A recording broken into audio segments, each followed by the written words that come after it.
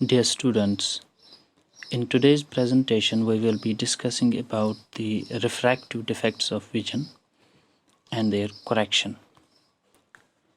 एक नॉर्मल आई जो होती है उसमें जो इमेज होती है whether it is of any nearby object or any object present at a distance, image हमेशा बनती है रेटिना पे जहाँ पे होते हैं photo receptors, rods and cones, और फिर ये इमेज जो है in the form of electric signals ये ट्रांसफ़र होती है to the brain, occipital lobes of the brain, और इस तरह से हम अपनी सराउंडिंग्स में जो भी हम ऑब्जेक्ट्स देखते हैं या डिफरेंट कलर्स उनको हम देख पाते हैं। ऑब्जेक्ट चाहे आँख के नज़दीक हो या दूर हो, आँख की लेंस जो है, आई की लेंस जो है वो एडजस्ट करती है, उसे हम कहते हैं power of accommodation, and it is possible because of the ciliary muscles attached to the eye lens. जब objects जो है they are present at a distance, उस time eye lens जो होगी that will be thin, these will be relaxed ciliary muscles, और focal length जो है वो change होती हैं because of the contraction and relaxation of the ciliary muscles, ताकि image जो है वो हमेशा बने on retina in case of a normal human eye. इस तरह in case of the objects which are present near to the eye, वहाँ पर सिलेरी मसल्स जो हैं वो कंट्रैक्ट होते हैं, उनकी कंट्रैक्शन की वजह से जो फोकल लेंथ है वो चेंज होती हैं आई लेंस की, ताकि इमेज जो है that will be formed on the retina. It's only possible because of the power of accommodation of the human आई. जो लेंस हैं उसकी फोकल लेंथ चेंज हो सकती हैं because of the ciliary muscles, और इमेज जो है that's always formed on the retina, चाहे ऑब्जेक्ट जो है नज़दीक प्रेजेंट हो या object whether the object is present near by और at a distance, image will always be formed at the retina in case of a normal human eye. Now अब अगर defect है आँख में, रिफ्रैक्टिव डिफेक्ट, मान लीजिए इस इमेज में आप देख सकते हैं, अगर नॉर्मल आई होगी तो नियर बाय ऑब्जेक्ट्स हैं इस बुक के पेज पे जो पेजेस जो है वो आपको क्लियर नज़र आएंगे, या कोई चीज़ दूर है वो भी आपको क्लियर नज़र आएगी.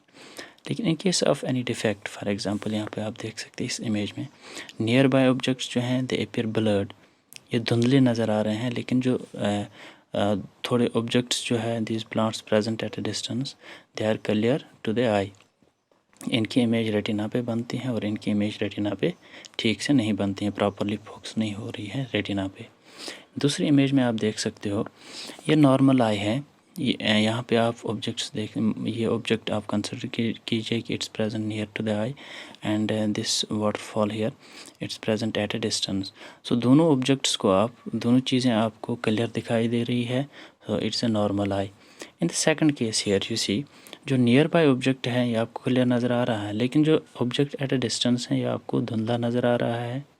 सेकंड केस, आपको नज़दीक वाले ऑब्जेक्ट्स जो हैं वो धुंधले नज़र आ रहे हैं, लेकिन जो ऑब्जेक्ट्स दूर है वो आपको क्लियर नज़र आ रहे हैं.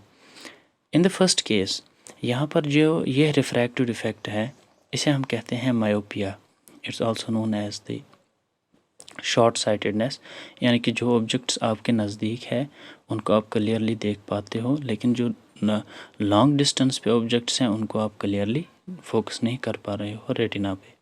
सेकंड केस, यहाँ पर ऑब्जेक्ट जो है प्रेजेंट नियर बाय, इसकी इमेज जो है वो प्रॉपरली फोकस नहीं हो रही है रेटिना पे, लेकिन जो ऑब्जेक्ट एट ए डिस्टेंस मौजूद हैं, एट लॉन्ग डिस्टेंस जो ऑब्जेक्ट्स मौजूद हैं उनकी इमेज जो है वो क्लियरली फोकस हो रही है on the retina. So first case जहाँ पे आपको सिर्फ नज़दीक वाली चीज़ें जो है वो अच्छे से नज़र आ रहे हैं, वहाँ पर इस डिफेक्ट को हम रिफ्रैक्टिव डिफेक्ट अगर ये है तो हम इसे कहेंगे इट्स मायोपिया. और सेकंड केस में जब आपको सिर्फ दूर की चीज़ें नज़र आ रही है जिसे हम कहते हैं फार साइटेडनेस, यानी कि दूर की चीज़ें आपको अच्छे से नज़र आ रहे हैं, they are properly focused on the retina, so इसे हम कहते हैं फार साइटेडनेस. लेकिन जो ऑब्जेक्ट्स आपकी आँख के नज़दीक होंगे वो आपको क्लियरली दिखाई नहीं देंगे. इन case of the myopia, myopia को हम दूसरा नाम देते हैं नियर साइटेडनेस. एक पर्सन जो है with myopic eye can see the nearby objects clearly, लेकिन जो objects present which are present far away, at long distances उन्हें क्लियरली नहीं देख पाता है a person who is suffering from the myopia. इसी तरह जो फॉर पॉइंट है आई का that is less than infinity, because जो लॉन्ग डिस्टेंस के ऑब्जेक्ट्स हैं उनकी इमेज प्रॉपरली नहीं बन रही है रेटिना पे। सो जो इसका फॉर पॉइंट होगा इन्फिनिटी नहीं होगा बल्कि इन्फिनिटी से कम होगा। दो वजह हो सकती है कि इन केस ऑफ द मायोपिया जब आपको नज़दीक की चीज़ें दिखाई दे रही हैं अच्छे से, लेकिन जो आपकी दूर की चीज़ें हैं वो आपको अच्छे से नहीं दिखाई दे रही हैं। इसमें दो रीज़न्स हो सकते हैं। एक पहला रीज़न ये हो सकता है कि जो लेंस है, लेंस प्रॉपरली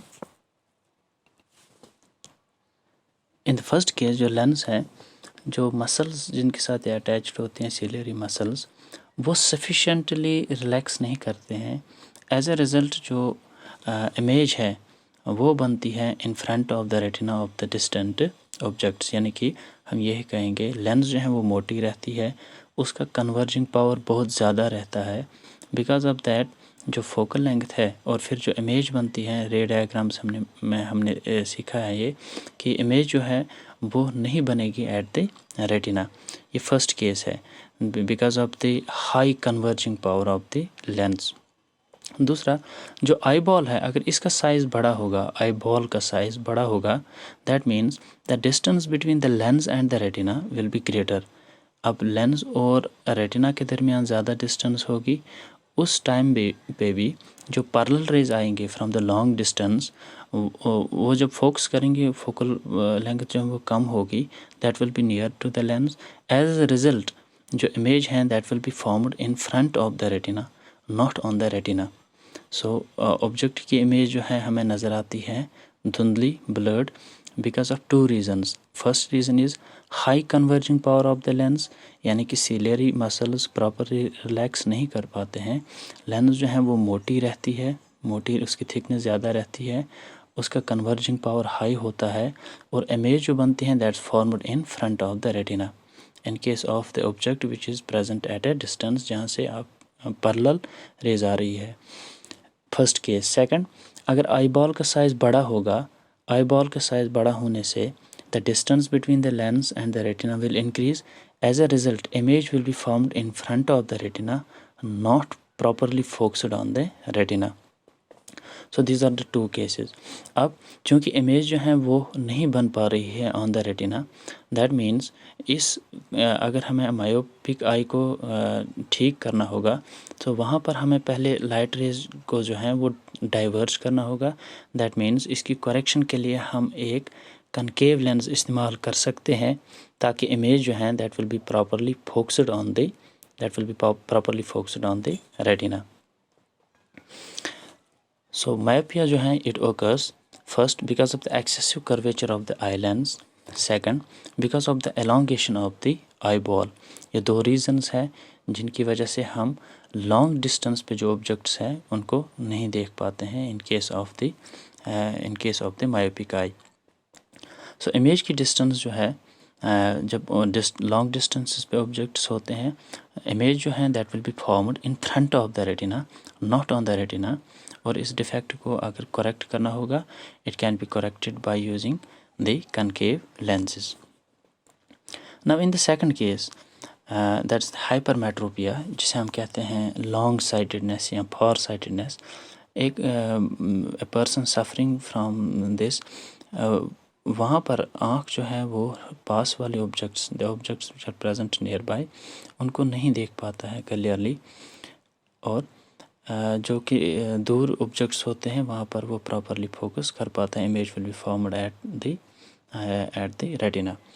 अब यहाँ पर जो कि नज़दीक में जो ऑब्जेक्ट्स प्रेजेंट होते हैं उन ऑब्जेक्ट्स को प्रॉपरली फोकस नहीं कर पाती है आँख ऑन द रेटिना।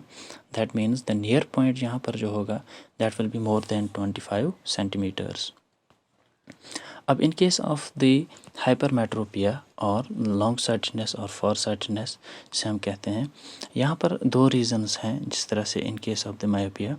पहले हमने कहा मायोपिया में कि जो ऑब्जेक्ट लेंस है वो थिक रहती है, यहाँ पर लेंस जो है वो थिन रहती है। As a result lens thin होने की वजह से कन्वर्जिंग पावर जो है लेंस का रिफ्रैक्ट करना, कन्वर्जिंग पावर इसका कम हो जाता है।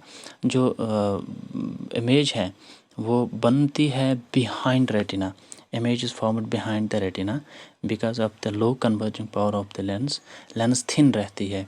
सेकंड केस, जो आई बॉल है इसका साइज़ अगर छोटा हो, आई बॉल का साइज़ छोटा हो, that means there is less distance between the lens and the retina. उस कंडीशन में भी जो इमेज है that will be formed behind the retina. अब रेटिना पे इमेज नहीं बन पा रही है of the objects which are present near by, जो ऑब्जेक्ट्स नज़दीक है उनको प्रॉपरली फोकस नहीं कर पा रही है eye on the retina, that means the objects present near by will appear blurred, वो आपको धुंधले नज़र आएंगे जो ऑब्जेक्ट्स आँख के नज़दीक होंगे। पहला रीज़न है कि लेंस जो है that will B thin, lens thin होगी, और लेंस थिन होने की वजह से जो कन्वर्जिंग पावर है लेंस का वो कम होगा, इमेज जो है वो फोकस होगी बिहाइंड रेटिना। सेकंड, आई बॉल शॉर्ट होगी, उसमें जो डिस्टेंस होगी between the lens and the retina वो कम होगी। एज अ रिज़ल्ट जो इमेज फोकस होगी that will B focus behind the retina. अब इसकी करेक्शन के लिए हम एक कन्वेक्स लेंस इस्तेमाल कर सकते हैं गिलास में भी या कंटैक्ट लेंस में as a contact eye contact lens. So इस डिफेक्ट को करेक्ट किया जा सकता है अगर ये सिर्फ क्या है रिफ्रैक्टिव डिफेक्ट। इसके लिए दो काजेज़ हैं, एक है कि focal length of the eye lens is too long. अब फोकल लेंथ ज़्यादा होगी, लेंस थिन होगी, that means image will be formed behind retina. Eye ball short होगी, distance between the lens and the retina will be small, so उस सूरत में भी image जो है that will be formed behind the retina. अब distant objects जो है वो आपको क्लियरली नज़र आ रहे हैं, they are properly focused on the retina, जो रेज़ पैरेलल आ रही है, लेकिन जो रेज़ पास वाले ऑब्जेक्ट से आ रहे हैं वो फोकस हो रही है बिहाइंड रेटिना। और इस के लिए करेक्शन के लिए हम एक कन्वेक्स लेंस इस्तेमाल कर सकते हैं गिलास में भी या as a contact eye contact lens. Now the third one refractive defect जो है it's because of the age. Usually in the old age क्या होता है कि जो सिलेरी मसल्स हैं एक तो उनमें जो है फ्लेक्सिबिलिटी वो कम हो जाती है, दूसरा ये है कि जो लेंस है लेंस थोड़ी सी हार्ड हो जाती है। उसकी वजह से क्या होता है कि इन द ओल्डर एज जो बंदा होता है सफरिंग फ्रॉम द प्रेस बायोपिया, वहाँ पर जो ऑब्जेक्ट्स होते हैं नियर बाय उनको आँख जो है, या हम ये कहेंगे सिंपली कि पावर ऑफ एकोमोडेशन जो है आई की वो वीक हो जाता है because of the age factor की वजह से। और पर्सन जो है ओल्ड पर्सन वो पास वाले ऑब्जेक्ट्स को क्लियरली नहीं देख पाता है, and this can also be corrected by using A convex lens. So these were the three main refractive defects of the vision which we have discussed in this presentation.